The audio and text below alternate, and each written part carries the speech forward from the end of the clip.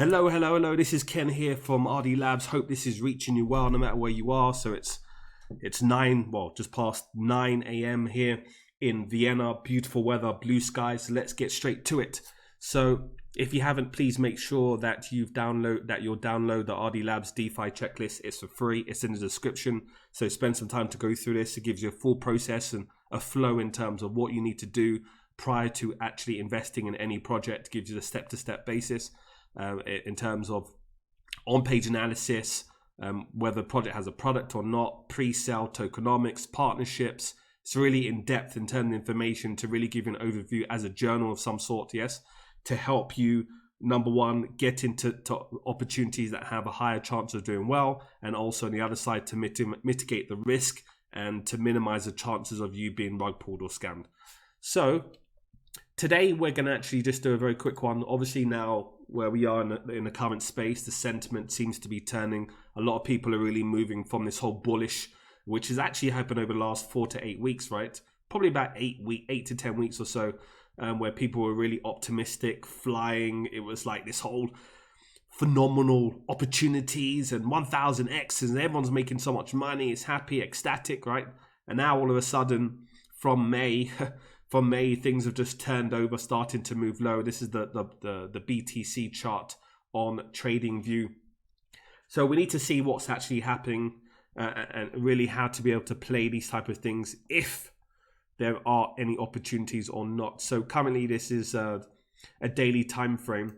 And what I've actually had is I've actually put in a trend line, which has essentially been going from support from about November 2020 all the way to previous support of the 20th of May.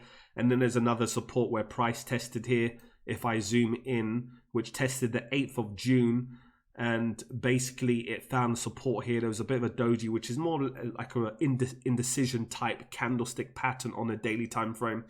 Price essentially really pumped to the high, to the upside, and then really tested this resistance level, which was the previous high on the 26th of May around the $41,000.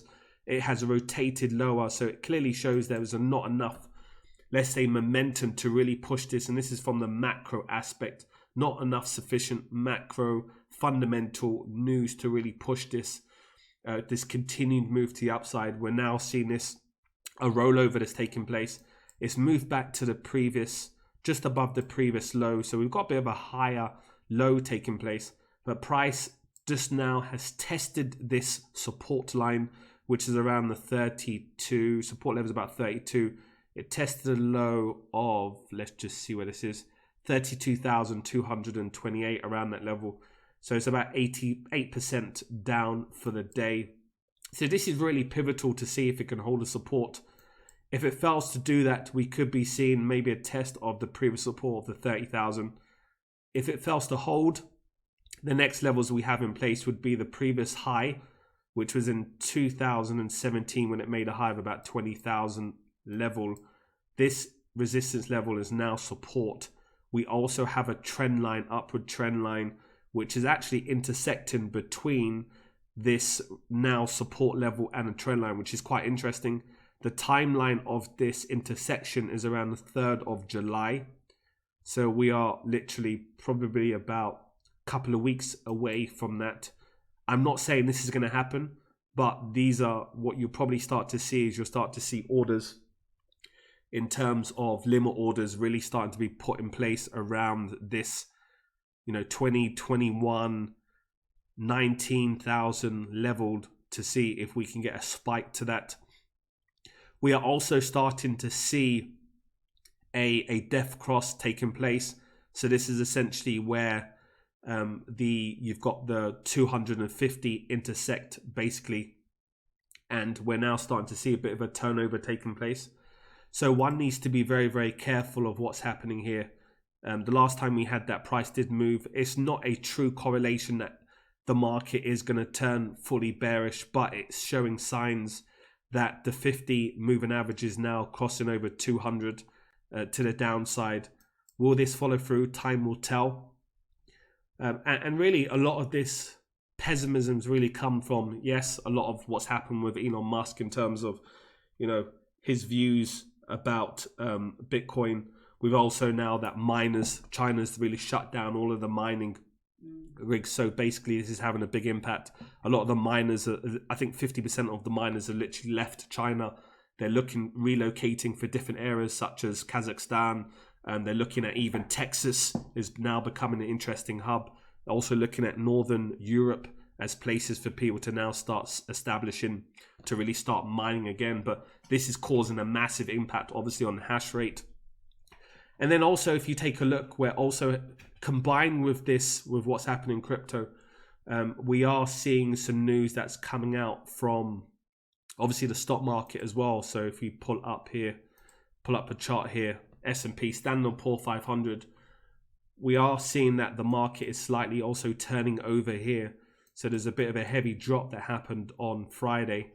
So it'll be interesting to see if the price can hold. We've just seen a phenomenal move to the upside over this year, essentially, where this whole price dip occurred 24th of March. And it's really just been a strong move. So the question is will this hold? And then if we take a look at from the upside, from the positive side, because it's always good to have a bit of a balance. Plan B in terms of the stock to flow analysis basically came out 19 hours ago and said that his worst case scenario for 2021 price on chain based, August 47,000 on BTC, September 43, October 63, 98, 135. So he's extremely optimistic, still bullish, believes that obviously June, July may seem some slight bearishness, but price will recover. So it'll be interesting to have a timeline to see where we are within the next 4 to 8 weeks, whether it's just a bit of a pullback in the price before potential continuation. We obviously have Michael Berry. So he was the guy behind the Big Short investor during the financial crisis in terms of the mortgage loans that took place. He took out Big Short, made an absolute fortune. He came out and basically said that people need to be warned that a crash is coming, predicting that crypto meme stocks, the market is really going to take a big hit. So time will tell. So it's clear that he's essentially, playing his own book. He's probably have some, big shorting places in positioned for the market to move lower.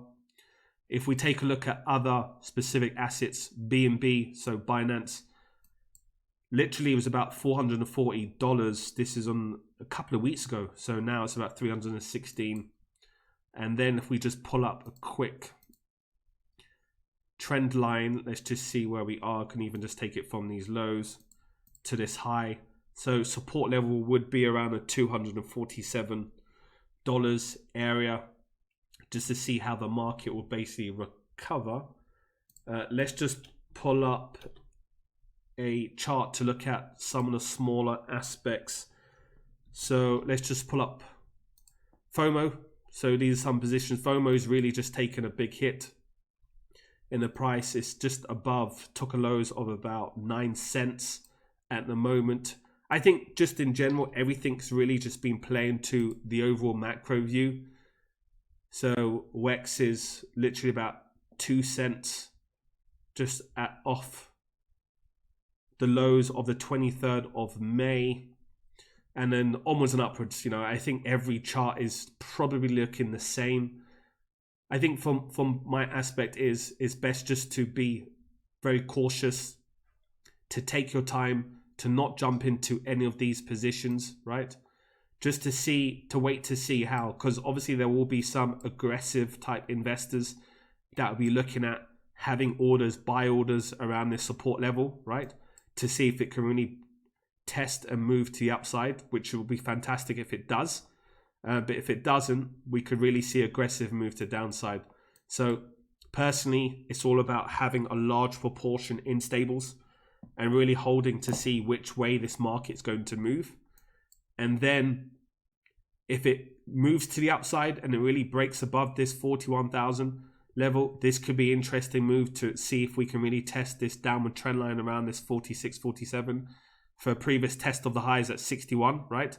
If it fails to break this trend line, support trend line, and moves to the downside, then we could be looking at 20K. So Always look at not just from what you're seeing from a technical aspect. Very important to really have this hybrid impact of what's happening from a macro view, news. You know, we're hearing a lot of stuff in terms of Bitcoin, in terms of its illegal tender in El Salvador.